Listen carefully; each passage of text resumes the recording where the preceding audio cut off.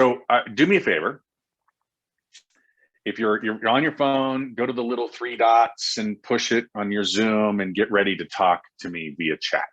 If you're on your computer, same thing, but go to the chat box, because I'm going to ask you some questions. The first question I'm going to ask you is, do you know what time it is?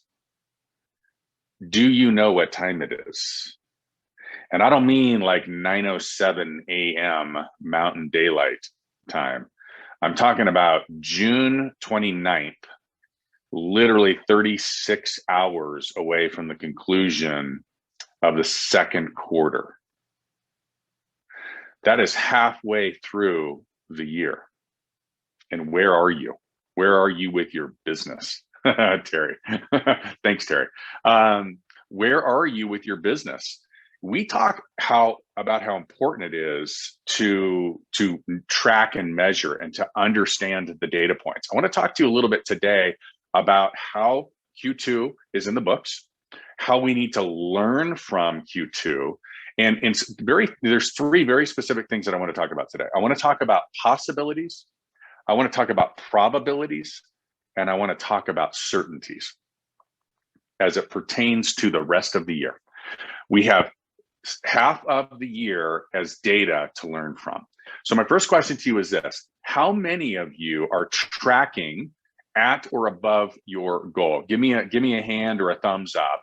And how many of you are falling short of your goal? Give me a little thumbs down in the chat box. And we'll talk just a little bit about this. So here's the reality. We talk about possibilities, we talk about probabilities, we talk about certainties. We're talking about possibilities. What are the things that might happen? I mean, maybe even could happen. I don't know, but they're possible.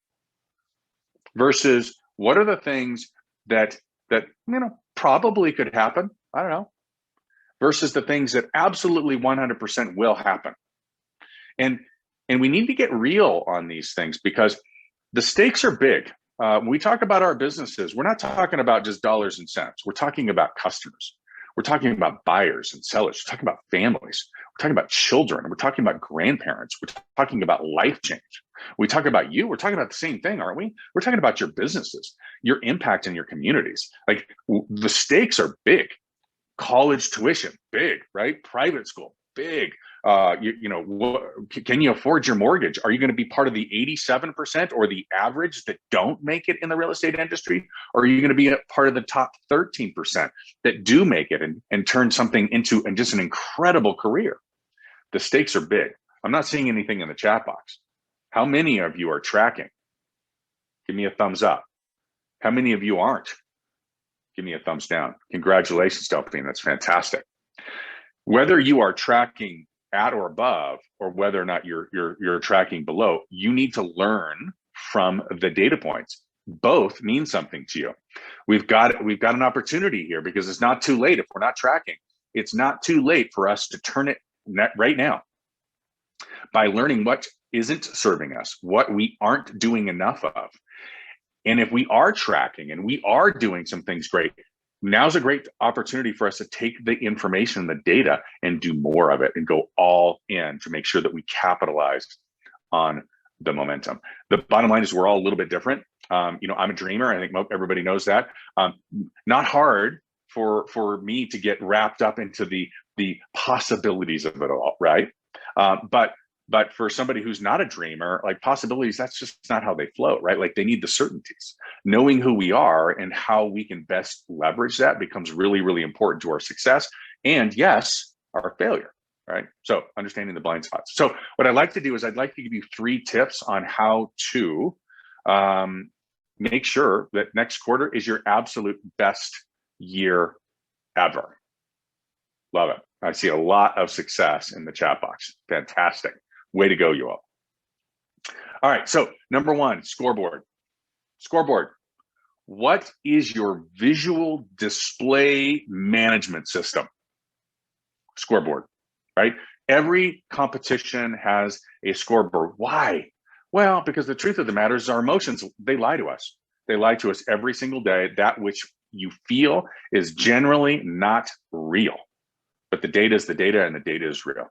And so we have a scoreboard, so we know exactly who's winning. We know exactly who's losing. We know exactly how much time we have left. We know how many timeouts we have. We know all of it, right? We know how many first downs we've gotten. We know how many errors there have been. We know how many hits it takes to get a run. Like, we have the data, have the scoreboard, and understand what's working and what's not working. If you don't, go to your managing director, reach out to Jeff Renovere. We have information for you. We've got docs for you. We've got systems in place to help you scoreboard what you got going on. Number two, competition.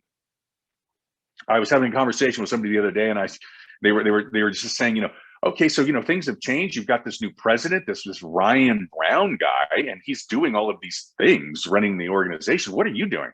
And I said, it was really interesting for me. I realized something about myself come about March. I have to have a competition. Like, I've got to have a game. I've got to have something that's getting me out of bed and getting my juices flowing. You have to have something that keeps you sharp, that keeps you in the game, that keeps you competing. What is your competition? What is it? And by the way, most often you're competing against yourself. This is not having an enemy or a war. You're not in a battle or a war. Oftentimes it's something as simple as saying, hey, listen, just do one more rep, one more call, one more appointment, one more door knock. For those of you that were on the call yesterday, you heard my son talking about how he had done 2 hours of door knocking. 2 hours of door knocking had gotten 7 people to sign up for evaluation, an appointment, etc. Like, it's just one more. So what's your competition during the next quarter of 2021? And then number 3, discipline. I don't know if you saw my little rant about a week or 2 ago about how I believe that discipline just gets a bad rap. The truth of the matter is this: it doesn't often take the big things, right? Like, we think about possibilities and probabilities, and I think our mind typically will go to this big thing, that like some big event is going to happen. The truth of the matter is the magic is in the little things, done over and over and over and over with great discipline. So one of the things that we're doing right now, a whole bunch of us, is the 25-day stack. And we're picking 5 very simple things that we can take action on every single day for 25 days in a row. For those of you in it, raise your hand, give a thumbs up, share what your experience is. But I'm telling you, life-changing stuff is happening with just 5 simple little things that are going on every single day. It's discipline. You can DM me. I'm happy to share with you. I'm happy to have you join us. But 5 simple things. Their actions or inactions. And then we have a little check-in with each other. There's a little bit of an accountability piece, but you are literally competing with yourself. Here's what I know.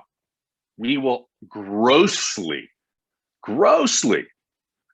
underestimate what the possibilities are in our life. We will grossly overestimate what the probabilities are in our life. And we all seem to have these interesting little blind spots when it comes to the certainties. Might I ask that we do things just a little bit differently in the 3rd quarter to either go all in or change the outcome of our business and life? I hope you guys have an awesome day. I hope that was valuable. And as always, be distinctive.